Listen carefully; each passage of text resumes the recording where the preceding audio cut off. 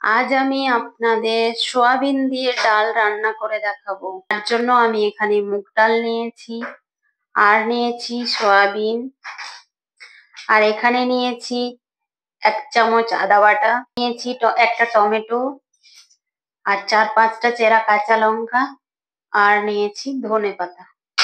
এবার গ্যাসটা জ্বালিয়ে নেব। এবার প্রথমে মুগ ডালটা একটু শুকনো কড়াইতে ভেজে নেব।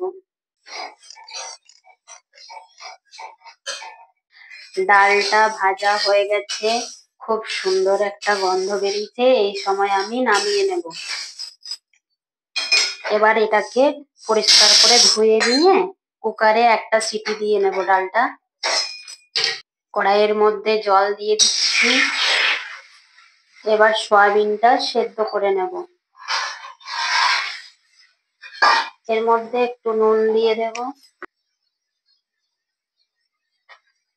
সয়াবিনটা সেদ্ধ হয়ে যাক, ততক্ষণে আমি কুকারটা এই গ্যাসটাই বসিয়ে একটা সিটি দিয়ে নেব ডালটা। কুকারের মধ্যে আমি জল দিয়ে দিয়েছি। এবার ডালটা আমি ঢেলে দিচ্ছি এর মধ্যে।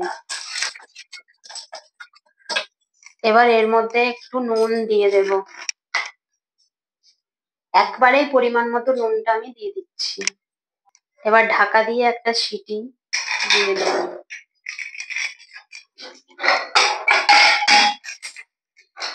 সোয়াবিনটার এরকম হাত দিয়ে চেপে চেপে জলটা বের করে নেব।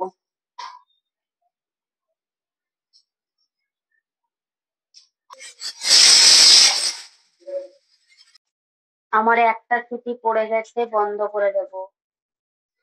কড়াই বসিয়ে দিয়েছি। এবার গ্যাসটা জ্বালিয়ে নেব। কড়াইতে দেব সর্ষের তেল। তেলটা গরম হয়ে গেছে।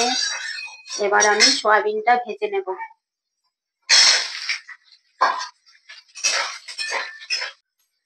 সয়াবিনটা আমি ভেজে নিয়েছি, এবার তুলে রাখবো। আবারও কড়াইতে দেব সর্ষের তেল। এবার ফোড়নে দেব একটা তেজপাতা, 2টো শুকনো লঙ্কা, আর দেব 5 ফোড়ন।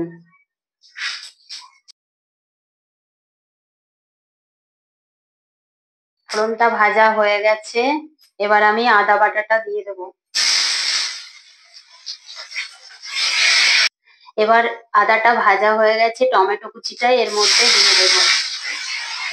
আমি এই ডালের মধ্যে এবার যতটা পরিমাণে লাগবে হলুদ গুঁড়ো দিয়ে দিলাম, চিনি দিয়ে দিলাম। এবার একটু ধনে গুঁড়ো, একটু জিরে গুঁড়ো,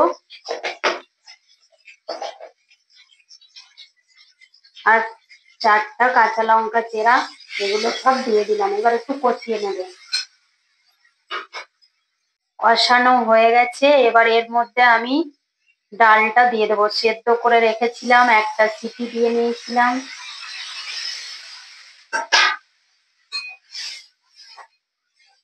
এবার এর মধ্যে সয়াবিনটা দিয়ে দেব।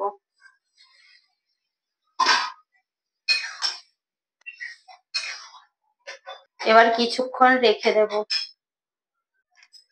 আমি কিছুক্ষণ রান্না করে নিয়েছি। এরপর ধনেপাতা কুচিটা দিয়ে দেব এর মধ্যে।